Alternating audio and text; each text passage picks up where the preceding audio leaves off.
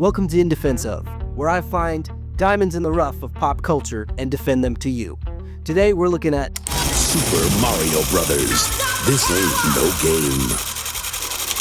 This movie was an ambitious attempt to bring the iconic video game franchise of the same name to the silver screen. It was directed by Annabelle Jankel and Rocky Morton, written by Parker Bennett, Terry Rooney, and Ed Solomon, and last but not least starred Bob Hoskins, John Leguizamo, Dennis Hopper, and Samantha Mathis. This movie clocks in at about 1 hour and 44 minutes, had an estimate budget of approximately $48 million and a gross nearly $21 million worldwide. This film is a sci-fi adventure epic that is one of the first examples of a video game movie, currently standing on IMDb with a 4.2 stars out of 10. This film is, how do I put this? A practical extravaganza with fun quips, a good time, and a lot of kidnapping. Before I get ahead of myself, this is In Defense of Super Mario Bros. 1993.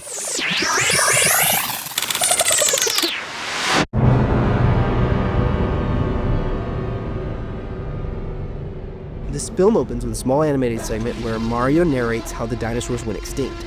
Mario explains how the meteor split reality into two. And I don't know the actual science behind this, but I sent an email to Neil deGrasse Tyson, so if he gets back to me, I'll let you guys know. We then see a dark, stormy night in Brooklyn.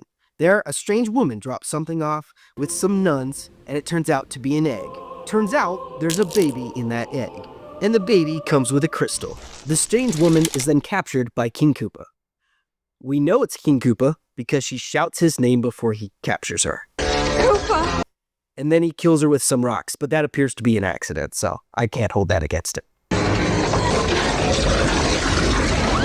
We smash cut to the Mario Brothers. We meet Mario and Luigi and their struggling plumbing business.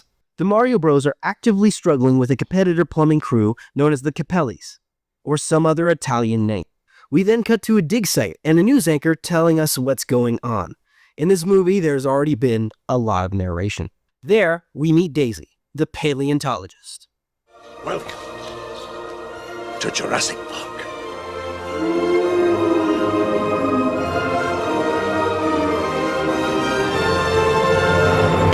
There she's struggling with the owners of the dig site who have plans to build on the site. There the owner of the dig site threatens Daisy by bringing up missing women in Brooklyn. Remember that. That'll be important. That's important to the story. Remember it. It'll be on the test. Write that down! Write that down! Daisy tells the owners of the property that she will leave when her crew has dug up all the dinosaurs. She then goes to call the university about these odd threats. This is what brings her to meet Mario and Luigi. Just by happenstance, Luigi and Daisy attempt to use the same payphone. The two get a chance to be awkward with each other, and Luigi's more creepy than awkward. Your name's Daisy, isn't it? I overheard your name was Daisy. You know, I haven't heard that name around here. It's really nice, too. It's like, no. But it's the 90s. What can you do? While this happens, we get introduced to King Koopa's right-hand man, his cousins. These two are attempting to kidnap Daisy. The two reveal that they have been stealing the wrong girls for multiple weeks. See, the missing girls thing came back around. That was on a test. You should have remembered, because I told you it was going to be on the test. Mario gives Daisy a ride, and Daisy is way too cool with getting in a yellow van the two strange met. Mario takes her back to the dig site where Mario invites her to dinner for Luigi. And somehow, she says yes. Dinner eventually happens, and it's discovered that Daisy is just as awkward and weird as Luigi. She also describes herself as found, which is a weird way to say you're an orphan. Mario brings his own date, and by the way, it's not Peach. She's not blonde. She doesn't even look like Peach. I don't think this woman's supposed to be Peach. Who is this person? Luigi walks Daisy home, and Daisy and Luigi are stalked by King Koopa's minions. Koopa's minions accidentally steal Mario's girlfriend instead. Daisy offers to show Luigi the dig site, so the pair go and Daisy shows him some dino bones. Sadly, Scapelli's boys flood the tunnel while they're down there. Luigi gets Mario to deal with the flood. Mario comes to fix it and successfully stops the water flow in the tunnels. When Mario and Luigi are fixing the tunnels, Daisy gets kidnapped by Koopa's boys. It is then revealed in the tunnels is a portal to the Mushroom Kingdom. And there's actually some really fun compositing in this scene. One of the first examples of digital compositing on a computer. You should look that up. It's actually quite interesting.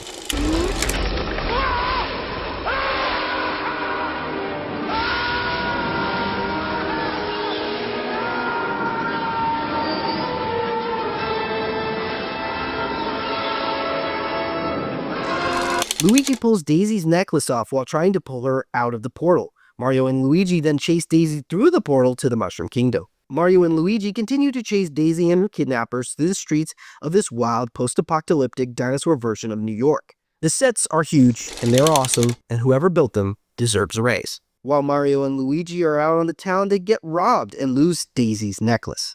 We finally get to meet King Koopa officially, who reveals that they are looking for a princess and her necklace. And somehow, this will allow him to merge dimensions together. Again, I also included that in the email. If Neil gets back to me, I'll make a follow-up. Koopa finds out that Mario and Luigi have his necklace, or at least they used to. This leads to Koopa's police finding Mario and Luigi and arresting them. At jail, Koopa meets our boys disguised as their lawyer. Koopa discovers the gang does not have the rock and sends Mario and Luigi to be de-evolved in a machine that he built himself. This plan doesn't work out for Koopa. There he gets super evolved. I guess the machine can do that as well. And Mario and Luigi escape. During the escape, Luigi discovers a weird fungus trying to help them, that's cool, I guess. Like, that's neat. I don't know why he stopped in the middle of escape to notice it. It's just weird. It's an odd scene. Mario and Luigi escape to the desert. Koopa continues to search for them while he plots to manipulate Daisy, who turns out to be the princess. Through well-placed and goofy dialogue, it's explained that Daisy is the daughter of the old king, and that Daisy's mother escaped the Mushroom Kingdom. She also escaped with the key to the portal that connects the mammal dimension and the lizard dimension. This key is the necklace Daisy wears around her neck. At some point, Yoshi does show up, but he looks less like a cute, cuddly dinosaur we know from the games, and more like a Jurassic Park prop, which I don't mean to talk down to. It's a very cool prop. It was made to look like a fantasy character, cute and cuddly. The MacGuffin of the movie eventually gets explained to Mario and Luigi, and it's revealed King Koopa is trying to merge dimensions so he can rule over the mammal dimension. Mario and Luigi then get back to the city to find the necklace. Through some suggestive and possibly masochistic dancing, Mario is able to get the necklace back from the lady who stole it from them, who I guess is also supposed to be this fish? Mario instantly loses it again to Koopa's wife. Girlfriend, side piece, I don't know, it's weird. Mario and Luigi break into Koopa's castle in classic video game outfits to save Daisy. Mario and Luigi break into Koopa's castle in their classic video game attire. Yoshi then eats a lady's leg. Friendly fire is literally on. And it's revealed that Daisy's father, the king, is the fungus that's been helping Mario and Luigi. Mario and Luigi find Daisy and save her. Mario breaks off from the group to save the other kidnapped girls, but his absence leads to Daisy and Luigi's capture. The good news is that Mario is successful in his mission and gets the other girls out. Daisy and Luigi get out, but it is too late.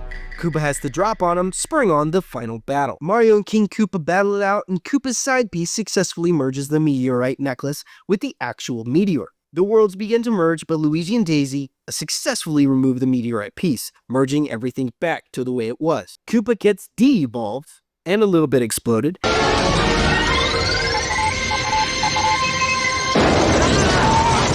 And then turns into a T-Rex monster thing.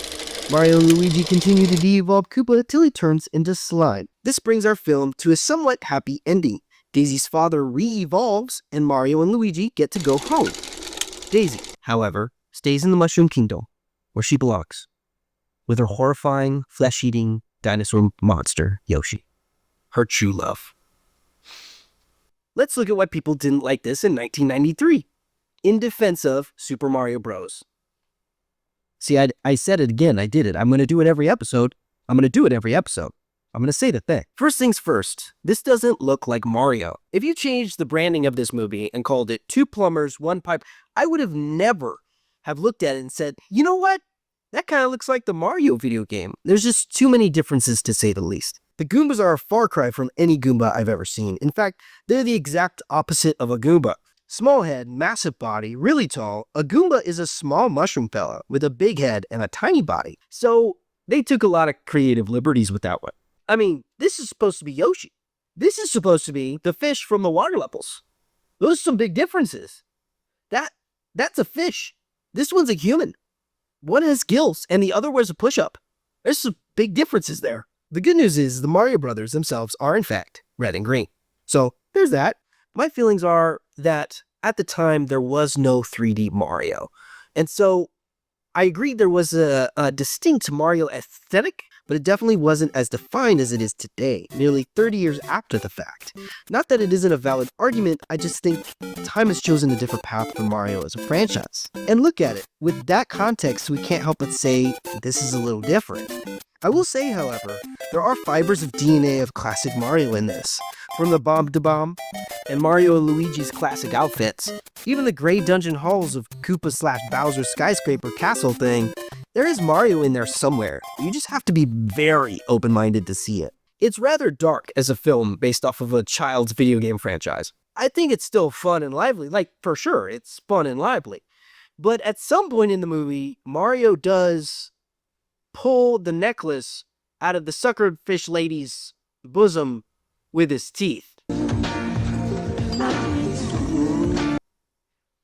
That one's kind of hard for me to defend, guys. There's also a lot of kidnapping and a lot of mixed messages sent to kids about strangers' bands. Here's my take on dark kids movies as a whole. Dark kids movies, as traumatic as they can be, do a good job in shaping a young person's personality to be more resilient. I'm not a child psychologist by no means, but I do know the impact of darker movies that were pushing the limit for me as a kid did shape my views on personal fear, disappointment, facing problems that seem overwhelming, basically teaching me how to live in a dark world. Films that scared me like E.T., James and the Giant Peach, Star Wars Episode 3, any Batman film, even the Schumacher was, were some of the best teachers for me on how to exist and live in my parents' world.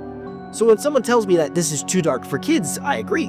But I will tell you that if your child is mature enough, I think this is a good watch. And hell, maybe a good teacher for the dark realities of life. To further defend the tone, it actually was Nintendo's idea to make the show more adult, which is crazy to think about considering their brand now.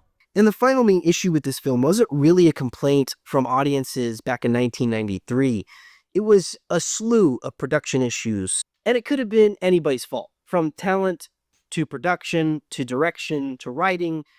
How about this? You guys go in the comments, tell me what you think the problem was. And now, I read off at the beginning of this video 3 writers who were credited for this film. However, there were more writers involved. In fact, 7 writers were attached to the project, and none could decide on the tone of the film. Some were too dark for Nintendo, some were not dark enough for Nintendo. The film went through multiple scripts until they finally landed on one. But even then, at some point, the producers wanted something more Ghostbusters, and the script went through another rewrite, and then the script would continue to be doctored well into shooting. This freaked out all actors on set, to the point where almost everybody quit. Now, the script would change so fast and so often that it would cause the actors to no longer care about anything. According to John Leguizamo, this frustrated both him and Hoskins so much that they both of them would get drunk before scenes. Which, on this set, actually sounds super fun. But it's wildly unprofessional, and it couldn't have been fun for their co-stars and people working on production. This on top of a normal production issues with large-scale practicals like this. I mean, Yoshi's puppet could perform 64 movements and had 200 feet of wire in him and required 7 puppeteers to operate it. Of course, there are going to be setbacks and problems. In conclusion, I do love me this movie. Despite its insane dialogue, it's so full of life, and its practicals in this film are amazing. Are there issues? Yeah, for sure. But as Bob Ross says, sometimes we can have happy accidents.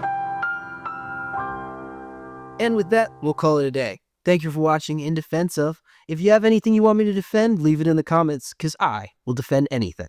Have a good night, guys. Bye.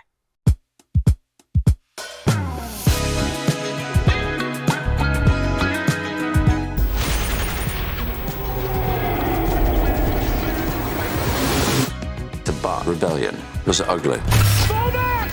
They don't eat, they don't sleep, they don't blink. I blink.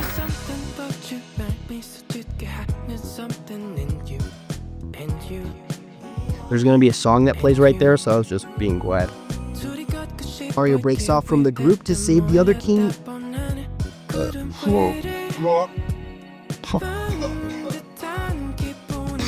What? Alright.